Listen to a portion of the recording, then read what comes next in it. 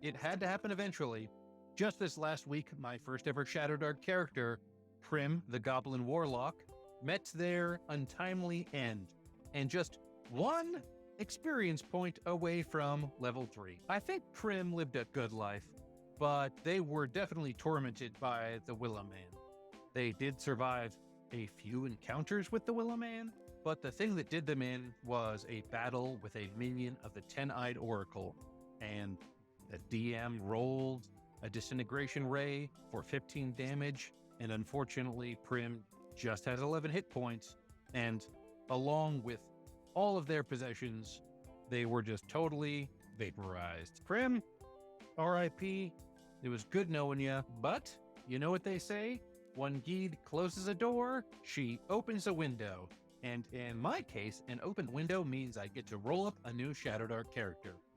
Hi everyone, Michael here from Night Noon Games. I'm not only going to walk you through the Shadowdark character creation process, and then in a later video, I'm going to use J.P. Couvert's Flick Silverpen's Guide to Drawing Monsters to draw this character as well. I'm not much of an artist, so we'll see how this goes, but I thought it'd be a fun little exercise. Anyways, we'll get back to JP's zine later. First off, we have to actually make this Shadowdark character. So I think I have pretty much everything I need right in front of me. I've got dice, I've got some scratch paper, I've got a blank character sheet, I've got the Shadowdark core rules, and then the 3 curse scroll zines from Shadowdark, because my DM in this game says you can use anything from the curse scrolls, so we'll see what I roll up. Now, if we open up the book, it does walk you through the character creation process. The DM had me roll a d4 to determine what level this character was going to be, since all the other characters in the party now are level 4. Fortunately, I rolled a 2, so this is going to be a level 2 character. If you've played Shadowdark or any Dungeons & Dragons style game before, this is all going to look pretty familiar to you. You're going to roll for your stats, you're going to pick your ancestry, you're going to choose your class, and then something unique to Shadowdark is the talents roll. Then you're going to figure out the hit points, the background, the choice of alignment, title, and of course, the starting gear. Let's get rolling. We're going to roll our 3d6 down the line to see what this character is. And of course, if none of these rolls are a 14 or higher, then I'm going to re-roll all the numbers. And that's why I have this scratch paper, because it usually seems like it takes a few tries to get at least a 14. All right, let's try that again. Second try. 14. 9. 11. 12. 6. All right, so that one works. So got a 14, 9, 11, 12, 12, and 6. So I'm leaning towards using a character that is mostly strength-based, so that would be a fighter, that would be, I think, anything in Curse Roll 2, which is the Gede, the Pit Fighter, and the Desert Rider. And then the Curse Roll 3 has the, what do they call it here? The Sea Wolf? Those are all strength, would be their main stat, but I'm not someone that necessarily needs to min-max or anything like that. So I wonder if it'd be fun to play another character that maybe even has wisdom or intelligence as a higher, it's sort of their main stat, and see how that goes. The Seer, which I'm always really interested in, they use wisdom, so that might be an option, and that could be fun. Or another one that I've really been interested in trying is the Witch, and they use charisma. I think with a charisma of 6, that might be a little bit off the table, unless I just wanted to make a totally broken character. And I was previously a warlock. Here, this is always so tough though, because maybe do I want to be a pit fighter? I just don't know if I just want to be a straight brute just because I have high strength. It's always a tough sort of decision to make, because there's so much cool stuff in Shadowdark that I have not even been able to explore myself, even in my solo play and things like that. So I have a Desert Rider class in the solo campaign that I'm running. And if you haven't been following along with that, there's a little card up above that you can click to see the whole playlist of that. It's a solo campaign where I am developing what I'm calling the Shadow Lost, and that is a new campaign setting for Shadowdark. And one of the 2 characters I'm playing is a Desert Rider, so I think I'm going to skip a Desert Rider. A Pit Fighter, they have some cool kind of stuff here, and I would say they're similar to the Barbarian, as you would see in 5e. And there's some fun stuff in here, like Flourish, so you can add extra hit points to hits. Last Stand, so you can stand back up when you're rolling your death timer dice or whatever they're called. So you can stand back up if you roll an 18 through 20 instead of just a 20. And then the Gede, which is an assassin class. And I think that would probably be pretty fun too. So one thing I really liked about Prim, the RIP, was that one of the boons from the Willow Man that they had was the ability to teleport, which I could only do it once a day, but I used it for a lot of shenanigans. And the Gede does have this 3 times a day, essentially. You can transport to any location you can see within near. So it didn't quite have the range as the patron boon from the Willow Man, but that would still be a fun option. And then, of course, these Black Lotus talents would be cool too. But you know what? I think I'm going to make this a Seer class. All right, so I'm just going to keep this open over here, and then I'm going to open my book back up over here. The next step that we have to do, choosing the ancestry. I guess you're supposed to choose the ancestry first, so I'll do that. Why not? Ancestry, dwarf, goblin, elf, half-orc, halfling, human. I did just play a goblin. I think since this is this Nordic vibe, I'm just going to make this person a human because I think that's pretty cool. Yeah, that's just how I envision them in my head. So they're going to know common and then 1 additional language. That's on page 32. And I'm just going to roll a d10 to randomize that. 1, they already know common, so I'll reroll. 3. They're also going to know Elvic. The next step in the process is choice of class, which I have chosen here. They're going to be a seer, which I'm really excited for because I see them as a witchy type person. Baleful diviners who reek of smoke and blood. They untangle the whispers of the gods by reading the runes, the bones, and the stars. Their knowledge of fate allows them to bend it. And the image that I'm conjuring in my mind is of there's a seer in the film The Northman, which I really like, and I want to go for that vibe. Follow the vixen's tail to the dwelling of the Ancient One to seek the fated sword that matches your brutal rage, for where your path of ashes ends, another will begin her journey, a maiden king. So they can use dagger, stave, spear. The armor is leather armor. Hit points 1d6 per level. Destined, whenever you use a luck token, add 1d6 to the roll. Omen 3 times a day. You can make a DC 9 wisdom check, which is pretty low. On success, you gain a luck token. You can't have more than 1 luck token at a time. I can definitely use my luck tokens a little more frequently. Spell casting, you can cast Seer Spells 1 tier 1 spell from your choice from the Seer list. Each time you gain a level, you choose new Seer Spells. Wisdom is your spell casting trait. If you fail a spell casting check, you can't cast it again. All that good stuff.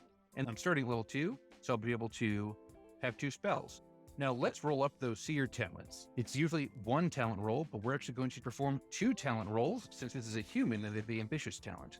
Seer Talents are here. It's 2d6, and this is such a fun way that Shadowdark randomizes character creation, so you're not tempted to min-max or anything like that. The first one is a 4, gain an additional use of your Omen talent each day. Oh, that's cool. And then the other one is a 2, learn an additional Seer spell from any tier you can cast. Awesome. So instead of 2 spells here, I'm going to be able to have 3 spells, which I think is pretty exciting. If we're trying to follow the directions here, talent rolls, and there's nowhere specifically that says to pick your spells, so I'm just going to pick my spells right now. Seer spells: Chant, Evoke, Potion, and Trance. I think I only have 3 level 1 spells, so that means I'm going to pick 3 of these 4 to use. Chant: you begin an unearthly chant that lifts your vision beyond its ordinary limit. For the spell's duration, you can see all invisible and hidden things as though they were plainly visible. This spell does not allow you to see in a way that you normally could not, such as in darkness or through walls. Okay, that's cool. Invoke Rage: you call out the berserk rage locked inside someone. One willing humanoid you touch enters a berserk state. The target is immune to morale checks, has advantage on strength checks and melee attacks, and deals 1d4 damage for the spell's duration. If the target does not attack a creature during its turn, the spell ends. I think this one's pretty great. I think this is going to be a great buff. I have to pick 3 of these 4. I'm going to commit to Evoke Rage right now. And then we have Potion. As part of casting this spell, you must bless a single drink of any liquid. The liquid gains healing properties for 1 day. A creature who imbibes it may end the effects of 1 poison or may immediately stop dying. The creature remains at 0 HP. So this is another great buff. I'm going to go with that. This can just save someone from dying very easily. And then the fourth is trance. You enter a trance, catching small glimpses of a creature's fate. One humanoid creature you touch, you can't target yourself, gains a luck token. It can't have more than 1 luck token at once. I think that is another great option too. So those are the 3 I'm going to pick, since I see myself as being a buff, especially since I'll be 2 levels behind everyone else. All right, so we have the spells picked out for the Seer. And next up on our to-do list, we've got rolling hit points. Of course, the Constitution modifier only gets added for the first level. And I guess now that we're pretty solid, I didn't roll any talents that would buff any of these. I can add the modifiers here.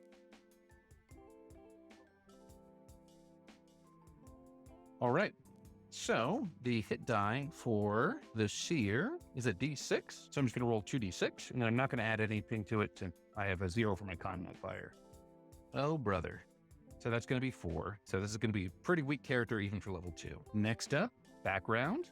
And I believe there are special backgrounds here in this zine that I could use, like a Nordic background or something like that. Yep. I think I'll roll for one of those and see how it goes, see if I like it. 18. Hero born. You're the descendant of a famous warrior. That's fun. And then choice of alignment. And that is neutral, chaotic, or lawful. I think a seer has to be neutral in order to best be able to channel their powers. And of course, that would make their title a hedge witch. There's no direction here for when to pick a deity, but I think I'm going to use the old god, Freya, the goddess of love and hatred, the queen of shield maidens whose Valkyries carry worthy souls to the great feast. The first seer who places her omens in blood, bones, and entrails. Freya inspires the poets and then torments them with lack. That's fun. All right, so we got that. We know they're going to be level 2. And then, of course, a name. I'm going to roll on the names table. And I think this is going to be a woman. 7, 2, and 4. Dagny, Brand, Ironbones. That's ironic, considering that their hit points are only 4, but they're descended from a hero, so maybe that just is a title that's passed down from the hero, the great Ironbones, whatever. All right, so next up, we've got the starting gear on page 33. With the starting gear, and I believe, if I'm remembering this correctly, it's roll 2d6 times 5 gold pieces to buy with the starting gear. That's on page 35. Move my bookmark. And there's also gear in here, so we'll start with that. 2d6 times 5. So 6 times 5 is 30, so I'll have 30 gold to spend. I'm going to start with some of the new gear in here, because I want to have a stave, since I can use those. The stave essentially is like a staff. Oh, but this has Sundering. When you are hit with a melee attack, you may choose to destroy this weapon or armor to negate all damage from the attack. I think I want more than one stave then. I'm gonna have 2 staves. Now go under attacks. So I have 14 gear slots because that's what my strength is. Do you know what? I'm gonna load up on these things because I think that I could actually really use these since I only have 4 hit points. So I'm gonna use these more defensively than maybe they're intended. So that's gonna bring me down from 30 to 22, and then I am going to get leather armor 10. That brings me down to 12, and I'll now know my AC since it's leather is 10 plus Dex mod.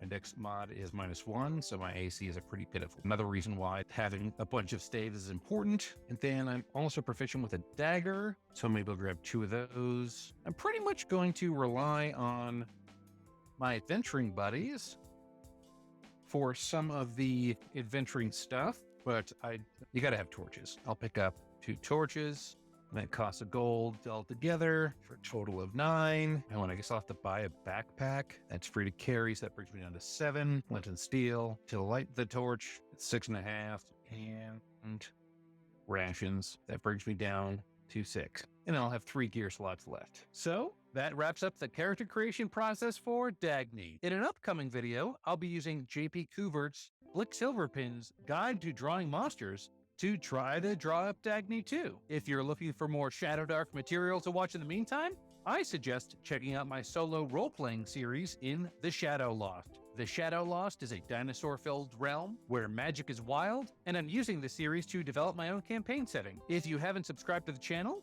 I'd say do that right now. And I've also got a pretty big announcement coming up soon, so make sure to subscribe to my emailing list so you can be the first to hear about it. Links for that, along with my social media links, are down in the description below. Until our next adventure, stay inspired and keep those dice rolling. Thanks for watching.